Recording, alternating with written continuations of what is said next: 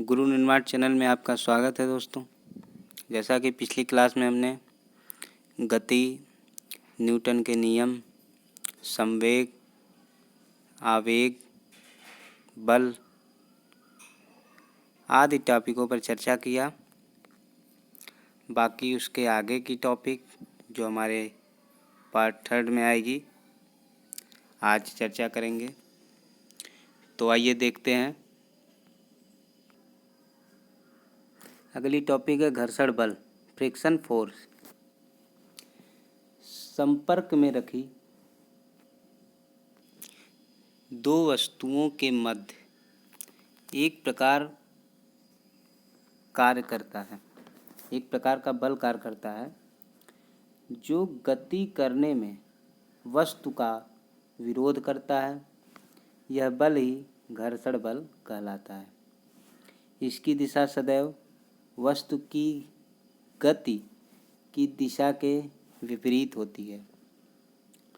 घर्षण बल मुख्यतः 3 प्रकार के होते हैं: स्थैतिक घर्षण बल, सर्पी घर्षण बल, लोटनिक घर्षण बल। सबसे पहले हम जानेंगे सर्पी घर्षण बल के बारे में।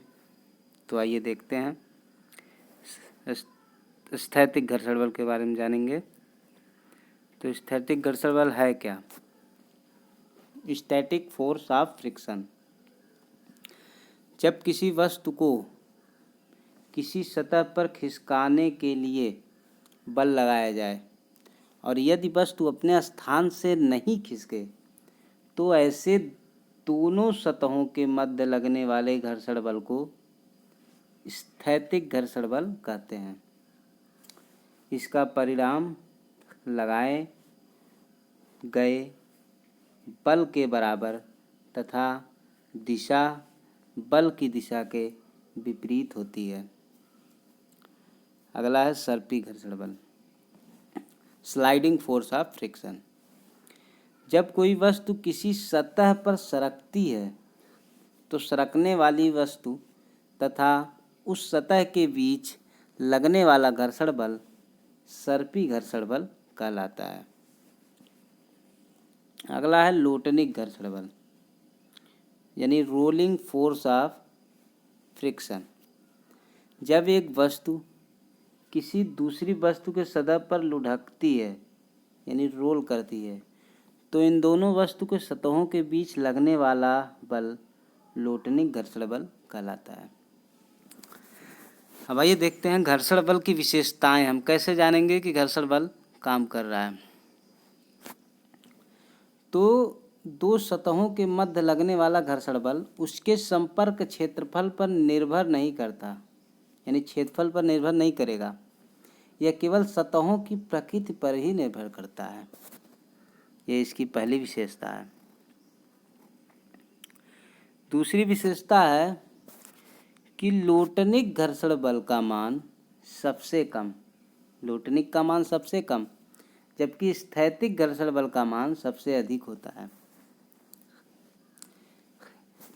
तीसरा है घर्षण बल घर्षण को कम करने के लिए मशीनों में स्नेहक लुब्रिकेंट बॉल बीयरिंग लगाए जाते हैं जो उसी घर्षण को लोटनिक घर्षण में बदल देते हैं। अगला है ठोस सतहों के मध्य घर्षण अधिक होता है। यहाँ घर्षण होगा, ठोस सतहों के मध्य घर्षण अधिक होता है। द्रव सतहों के मध्य उससे कम होता है। वायु और ठोस सतहों के मध्य बीच घर्षण सबसे कम होता है, यानी ठोस के बीच सबसे अधिक, द्रव के बीच उससे कम और वायु और ठोस के बीच घर्षण सबसे कम होता है। घर्षण बल से क्या लाभ हैं ये जानेंगे। घर्षण बल जो होता है उसके कारण मनुष्य सीधा खड़ा रह पाता है या चल पाता है। घर्षण बल अगर नहीं होगा तो हम केले के छिलके बरसात में चिकनी सड़क पर फिसल जाते हैं। ये घर्षण बल न होने के कारण होता है।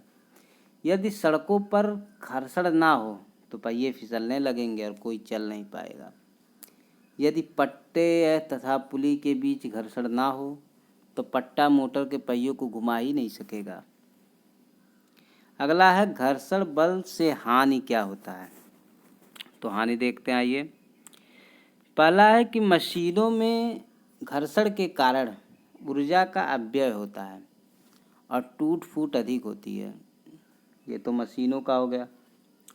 दूसरा है मशीनों के पुर्जों के बीच अत्यधिक घर्षण से काफ़ी ऊष्मा पैदा होती है और मशीन को क्षति पहुंचता है। ये दूसरा हानि हो गई। अब आते हैं अपकेंद्री बल यानी सेंट्रीपिटल फोर्स क्या है, ये देखते हैं। वृत्ताकार पथ में केंद्र की ओर लगने वाला बल, मेन पॉइंट ये है कि कहाँ लगता है, वो केंद्र की ओर लगता है। अब केंद्रीय बल जो है वो केंद्र की ओर लगता है, इसलिए इसको अपकेंद्री कहते हैं। इस बल के अभाव में वस्तु वृत्ताकार मार्ग पर नहीं चल सकती। अगर अभिकेंद्री बल ना हो तो व्यक्ति वृत्ताकार मार्ग पर नहीं चल सकता है। अब केंद्रीय बल के कुछ उदाहरण हैं, देखते हैं। पहला है कि जब एक पत्थर के टुकड़े को किसी डोरी के एक सिरे से बांधकर घुमाते हैं तो डोरी को अंदर की ओर खींचे रहना पड़ता है, अर्थात डोरी पर निरंतर अंदर की ओर एक बल F लगाना पड़ता है। यह बल डोरी में उत्पन्न तनाव है जो पत्थर के टुकड़े को वृत्ताकार मार्ग में घूमने के लिए आवश्यक अभिकेंद्री बल प्रदान करता है। डोरी के सिरे को हाथ से छोड़ देने पर डोरी के दूसरे सिरे पर बांधा पत्थर का टुकड़ा वृत्तीय मार्ग को छोड़कर वृत्त की स्पर्श रेखा, जिसको टेंजेंट लाइन कहते हैं, के अनुदिश मतलब उसी दिशा में भाग जाता है।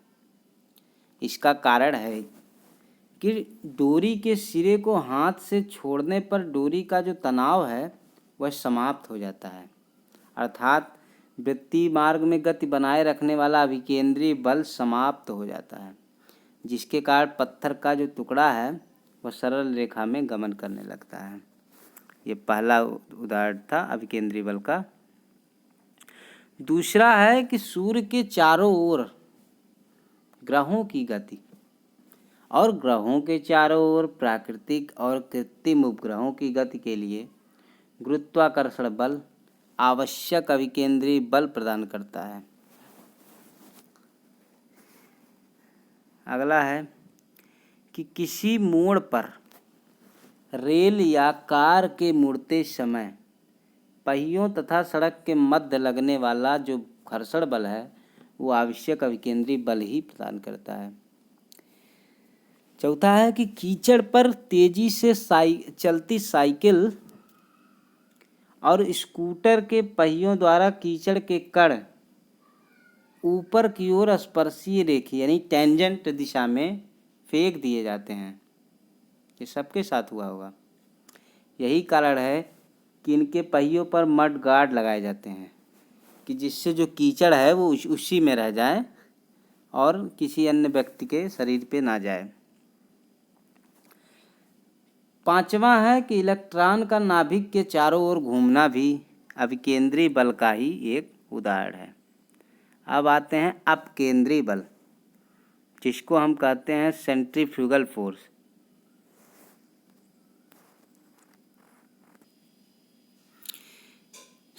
वृत्ताकार पथ में केंद्र से बाहर की ओर लगने वाला बल जो है अपकेंद्री बल कहलाता है। नेक्स्ट टॉपिक है बल आघूर्ण। बल द्वारा एक पिंड को एक अक्ष के परितः घुमाने की प्रवृत्ति को ही बल आघूर्ण कहते हैं। किसी अक्ष के परितः एक बल का बल आघूर्ण उस बल के परिमाण तथा अक्ष से बल की क्रिया रेखा के बीच की लंबवत दूरी के गुणनफल के बराबर होता है। अर्थात हम कह सकते हैं कि बल आघूर्ण बल गुणे बल बाहु के बराबर है। यानी बल को अक्ष से अधिक दूरी पर लगाया जाए तो इसका बलाघूर्ण अधिक होगा। ये फार्मूले से निकल रहा है। अगला है कि बलाघूर्ण कौन सी राशि है। बलाघूर्ण जो है सदिश राशि है। इसका मात्रक न्यूटन मीटर है। बलाघूर्ण के कुछ उदाहरण हैं, देखते हैं। घर के दरवाजे में हत्था कब्जा से दूर लगाया जाता है, ये बलाघूर्ण के कारण, यानी जितनी दूर रहेगा बलवा वो उसी का आसान हो जाएगा खींचने में। घरों में गेहूं पिसाने का जाता जो होता है वो हत्था कील से दूर लगाया जाता है। तीसरा है कुम्हार के चाक में घुमाने के लिए लकड़ी फंसाने का गड्ढा चौक की परिधि के पास बनाया जाता है। चौथा है पानी से निकालने वाला हैंडपंप का हत्था लंबा होता है। ये सभी बलाघूर्ण के उदाहरण हैं। अब देखते हैं बलाघूर्ण किस सिद्धांत पर काम करता है। बलाघूर्ण जो है वो संतुलन की स्थिति में वामवर्ती आघूर्ण का योग दक्षिणावर्ती आघूर्ण के योग के बराबर होता है। ये बलाघूर्ण का सिद्धांत है। इसी पे ही सारी मशीनें जो है काम करती हैं, जो अभी ऊपर एग्जाम्पल हमने दिए। बल युग्म, अगला टॉपिक है बल युग्म। किसी वस्तु पर दो बराबर किंतु विपरीत दिशाओं में कार्य करने वाले समांतर बलों को बल युग्म कहते हैं। बल युग्म किसके बराबर होता है? बल युग्म बल गुणे बल युग्म भुजा के बराबर होता है। बल युग्म का SI मात्रक न्यूटन मीटर है। बल युग्म के कुछ उदाहरण हैं, देखते हैं। पानी का नल खोलना, ताला को चाबी से खोलना। अगला है चाबी वाली घड़ी को चाबी देना। ये सभी बल युग्म के उदाहरण हैं। सरल मशीन, अब यहाँ से मेन टॉपिक जहाँ से क्वेश्चन हमेशा आते हैं, लगभग से लगभग 2 से 3 क्वेश्चन हर एग्जाम में आते रहते हैं। तो क्या है सिंपल मशीन? बलाघूर्ण के सिद्धांत पर यह कार्य करता है। यह ऐसी युक्ति है जिसमें किसी सुविधाजनक बिंदु पर एक बल लगाकर किसी बिंदु पर रखे हुए एक भार को उठाया जाता है।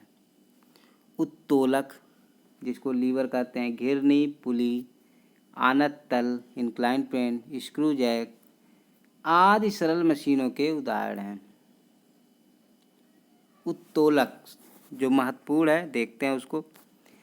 यह एक सरल मशीन है जिसके कुछ उदाहरण हैं चिमटा, सरौता, कैंची आदि। उत्तोलक एक सीधी या टेढ़ी छड़ होती है जो किसी निश्चित बिंदु के चारों ओर स्वतंत्रता पूर्वक घूम सकती है। उत्तोलक में आलंब, आयास एवं भार नामक 3 मुख्य बिंदु होते हैं जिसके द्वारा हम उत्तोलक को विभाजित करते हैं। आलंब का क्या कार्य है? आलंब जो है किसी निश्चित बिंदु के चारों ओर उत्तोलक की छड़ स्वतंत्रता पूर्वक जिस पर घूम सकती है उसे आलंब कहते हैं। अब आयास, इफर्ट,